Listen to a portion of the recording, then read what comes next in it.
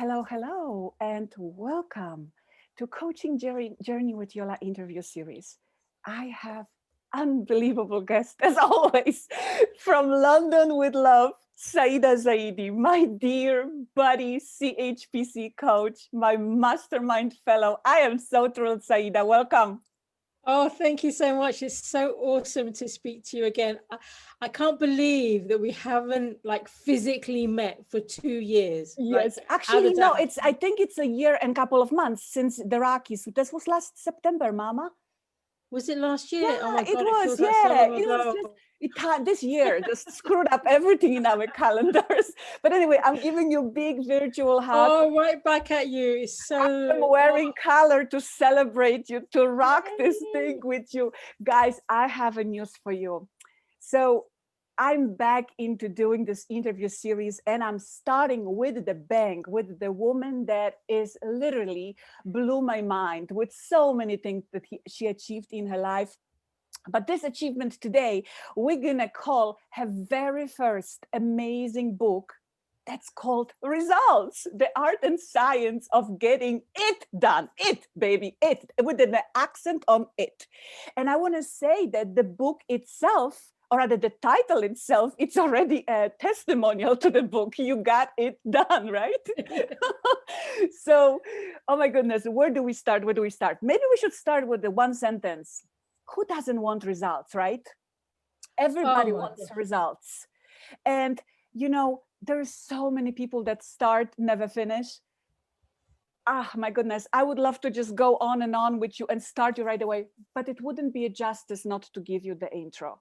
So, my dear friends, I already told you, Saida is a certified high performance coach. She is a business coach. She's a woman that partnered with international organizations, with not-profit organizations. She worked in a political environment. She was, oh my goodness, involved with so many different things. We met through coaching and through the mastermind, but I have to say, she is an incredible high performing person. And yet, what you will learn from this conversation, having triple master's degree, which is in like, what was it, architecture, it was positive psychology. What was the third one, Saida? I forgot. Construction, economics, and Correct. Look at management. that. I mean, amazing spectrum, right, of accomplishments. She still struggled with so-called imposter syndrome. We'll talk about that later. It will literally open your eyes that even people so high performing struggle. And yet she was able to overcome it, and she put it on paper so that no one else have to struggle what she went through. I am so excited. Welcome, welcome, welcome. Thank you. Yeah, I'm excited listening to your intro. Like, Well, listen, the intro is about you. How funny it is, right? Like sometimes we're listening to these things and we're thinking, who is she talking about? It's you, baby. It's you. Anyhow, so let's just start.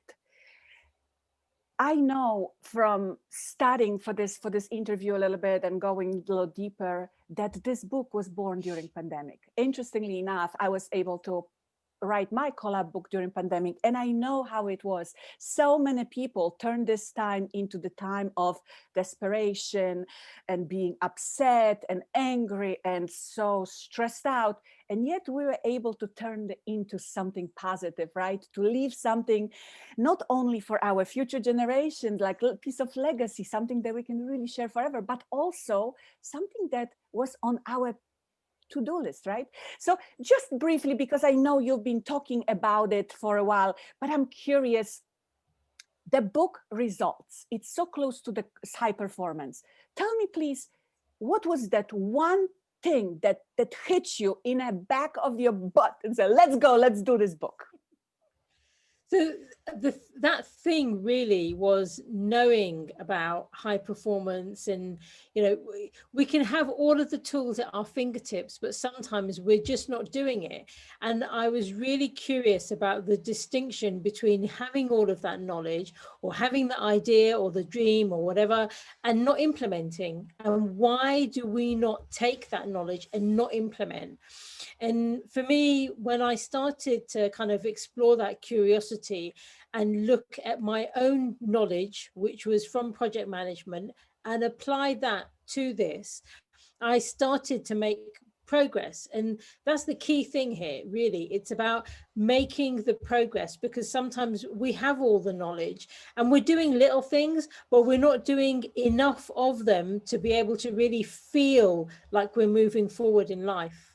Yeah, and that brings us right back to that thing that so much, and yet what stops them in the track is that doubt that maybe I am not good enough. I know from studying all kinds of different things, neuro-linguistic programming and timeline therapy, and now my positive intelligence. It's simply we have these different voices in our heads. We are hyperachievers and we are avoiders at the same time. That's what I am. Like I'm doing it all, and then like, oh boy, what else I need to do? And you were in the same boat. Like you said, that even few months ago, it was still fighting in you. What else? So tell me, that bad boy imposter, what was it?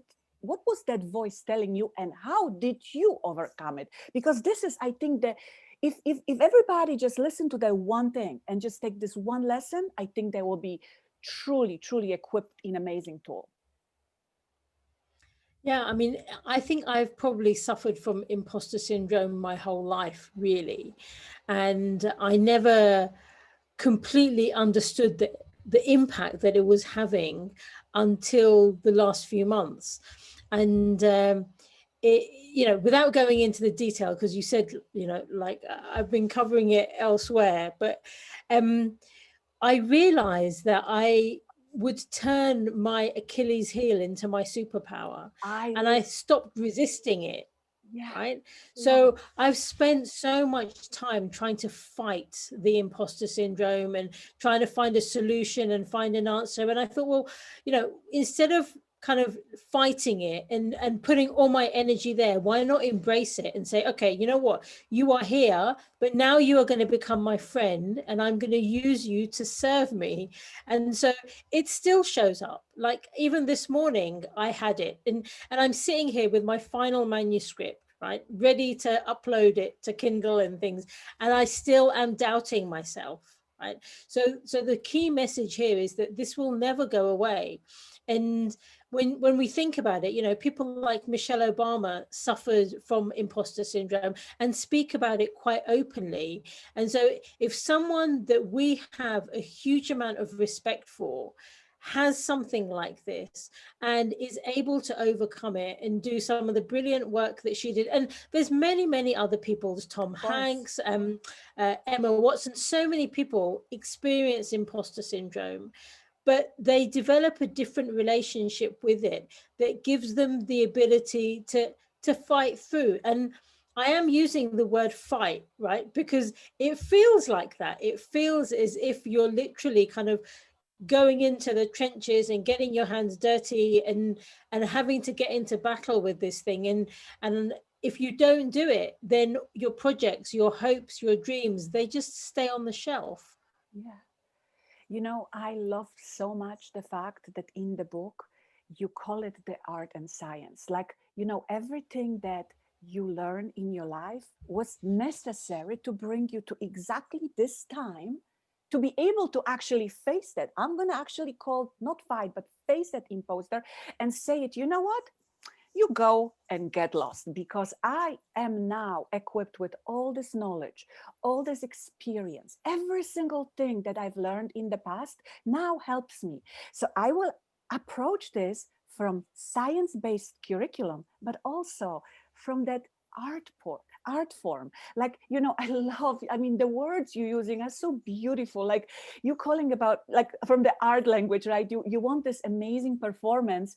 And in order to do that, you need to stop the showstoppers, in case the showstoppers, which are the imposter syndromes and all the procrastinations. It is just so beautifully done. And I love that you said you were able to turn that Achilles heel into your superpower, the superpower. So tell us more. What is your superpower, Saiyyidah? I think my superpower is kind of taking complex things and translating it and trying to make it simple. Because for me, I'm really one of these people that has my head in the clouds. And I think I like to make connections between lots of different concepts and all of that. But I also want to do it in a way that is real. And yeah, there is a time and a place for complex words and for, you know, all of the detail of the science and things like that. But if the average person on the street cannot understand it, if my kids cannot understand it, really, what is the point? You know, Yes. so for me, it's very much taking all of that complex stuff and putting it in a language and in a way that is easily accessible for people. Because, you know, like there's so much resources spent on doing research at universities and, you know, in institutes and things. And I think it's 100% important. But if it's not applicable to the real person in the street, really, it's just academic. Oh my And goodness, how much I love what you just said. If you want to have a bigger income, impact and really reach larger masses, like more people, if you only talk on the level understood by certain amount of people who have the knowledge, capabilities, experiences, whatever, education, then what is the point? So you being able to translate it without anybody else going through the knowledge, it's gold, it's platinum. And I honor you and celebrate you for that. This is amazing, so good.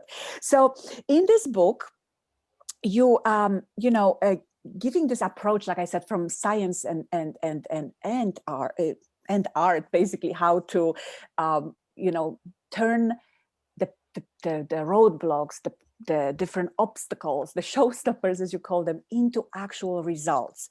And, you show people how to go from stuck to open, from unfulfilled to fulfilled, from discouraged to focused, and so on and so on. It's so many different things that the book covers. But one thing that I'd like to cover in this particular conversation is called 7 questions that everyone can ask themselves to actually be able to unlock that potential. Because isn't it true that we all have it inside, and so many people actually are fully aware that there is this next level, and we teach it in high performance, right? But without a certain help, either a coach or like a book or a course or whatever that may be, it's impossible to tap into it. And this is so beautifully correlated with our work in high performance that I think it's going to be a huge help for people. This book is launching on November 16th. And right now you can pre-order this in Kindle, but it also will be available in print, right? On Amazon, we're gonna drop the links below so people can actually get it. But with those 7 questions, how to unlock the potential, I also would like you to bring this to this special a resource that you're adding to it, which is your challenge, right? The challenge that people can take part in, and it will prepare them to even take more benefits from this whole thing. Because truly, don't we want to really get the most out of this life, get the most results? And you giving people this amazing thing that you put 10 years of your life, giving them shortcut. Come on, you don't need to waste 10 years of your life. I've already done it. I made these mistakes. Let's go do this thing the right way. So let's talk about the 7 questions. And if you don't mind, bring it to the 7 challenge topic. yeah, absolutely. So the challenge is called the results circuit breaker. And I've deliberately called it that because it's about kind of like pausing and making a break between where you were and how you did things in the past, and actually using that as an opportunity for what you're going to be doing going forward.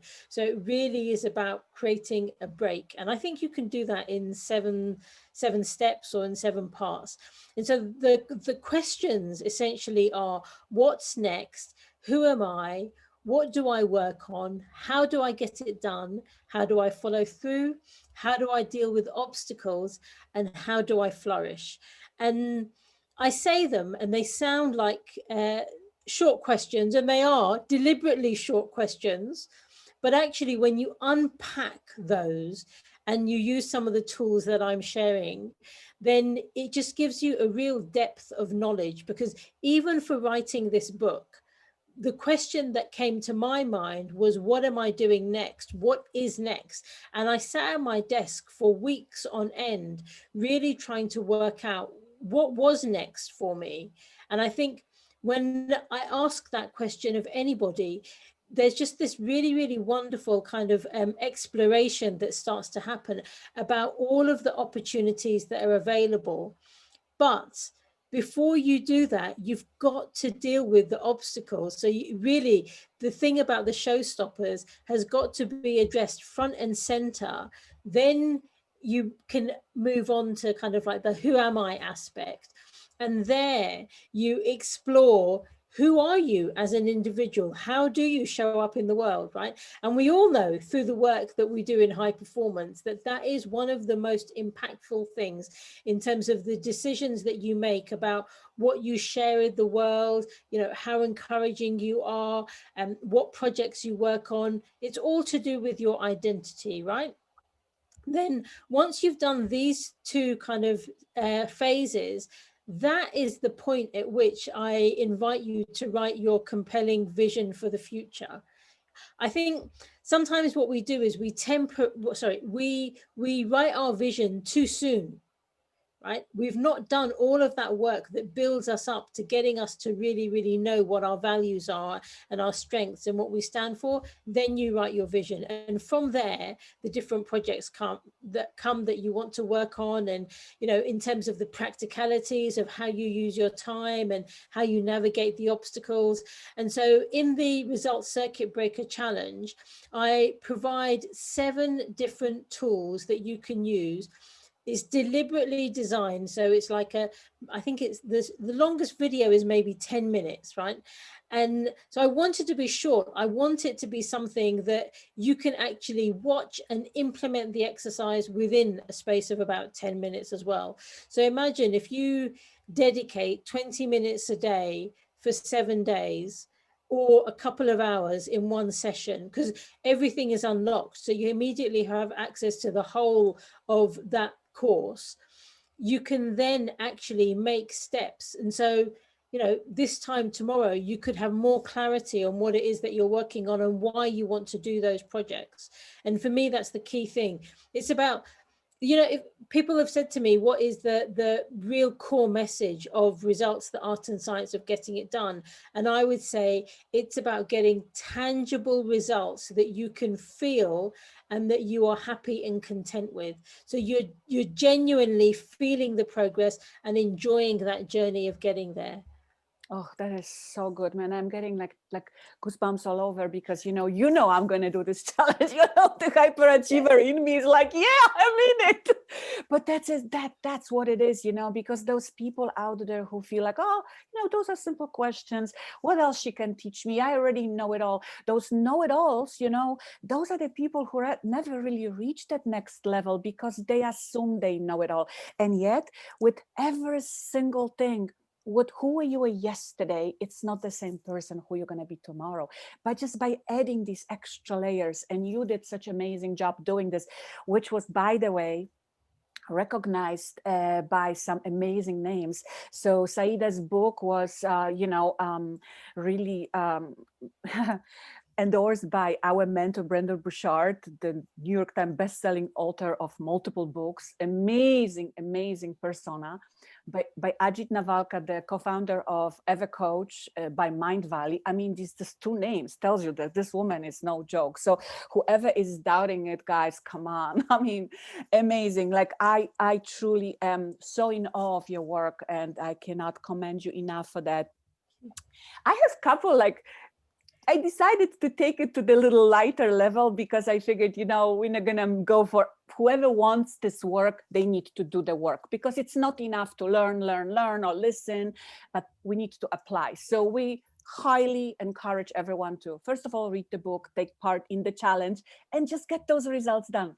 But if I was to ask you, because, you know, writing my collab book, I came up with this, that once I sent it to the editor, couple other things were popping into my head. Oh, maybe I could have said one more thing, maybe. And you even said that at the beginning, like, oh my God, I'm doubting. I'm curious, just to help you out, go through this in your head. if there was a second edition of this book, or if you were just like So I don't think I would add another chapter, because I think the process is pretty solid. And like at the end, the last phase is called Succeed, and it's all really about flourishing. And the idea is that you kind of reset, review, and revitalize, and then go right back to the beginning and start all over again. So it's a very iterative process. What I would do though, and I have a list already of things that I'm going to add to the second edition, and some of it is little case studies. I've got an idea actually of writing a book just about case studies of people that I'm observing in the world and clients and things like that, so that we can really make benefit from how they are getting their results, and kind of apply the framework to them. So that's one concept. But if I was going to add one thing, one tool to the book right now, it would be tapping.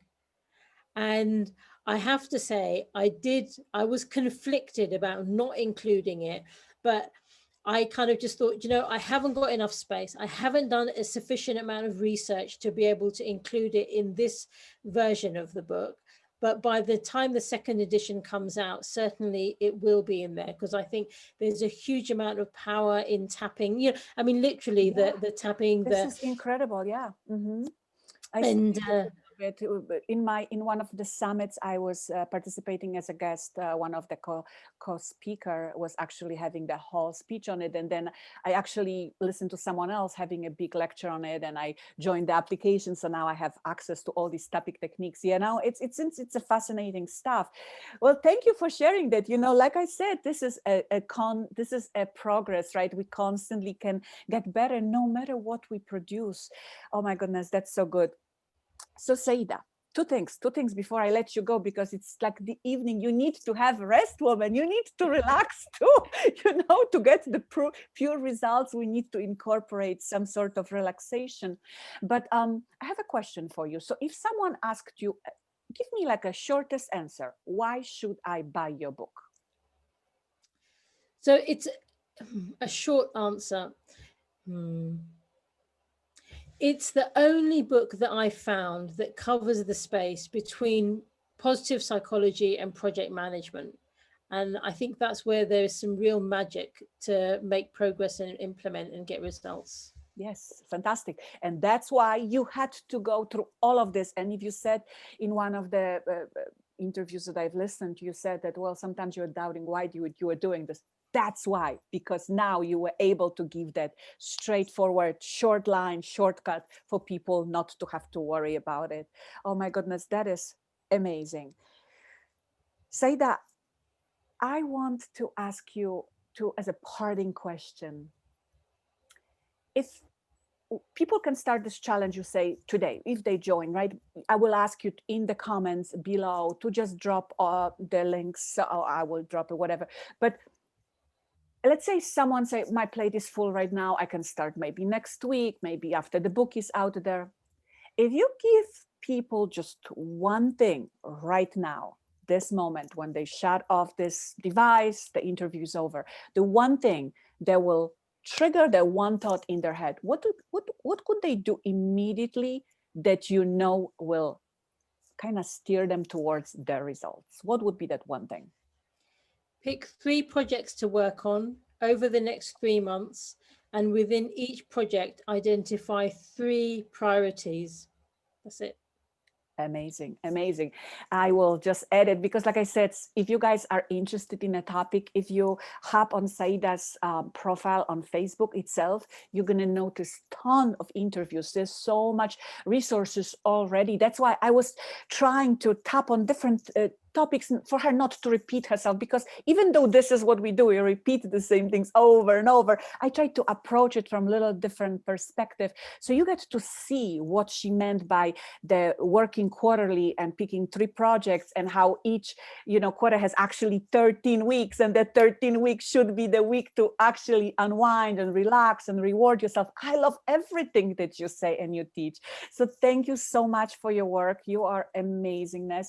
I cannot wait for that world that will open again and we get to travel and meet in our certifications or other, you know, amazing conferences all over the world. Or perhaps just you hop over across the big pond this way, or I go to London and we get to hug again. Yay! I'm so looking forward to that. I miss you so much. And you know what, Yola, you do really, really incredible work. I see how prolific you are in my social media feed, and I'm always in awe of how much you're able to do. So I think I have a lot to learn from you as well. Oh my goodness, girlfriend, you a soul sister. We working on the same level. We're doing this thing. You inspire me. I'm humbled by what you just said about myself. So thank you very much. Tons of luck to you. I know it's a lot of work. I know you are at the finishing line. I know it's now, it's like you're feeling it, like you're gonna have these moments, because that's how it felt before my book. And I was only writing a chapter and I know how it felt. But the launch will be a huge success and I know it. And from the bottom of my heart, I want to thank you for your work. And once again, congratulations. Thank you. Thank you so much, Yola. You're a friend. You're a really, really good friend. Thank you. Bye-bye. Take care. Bye.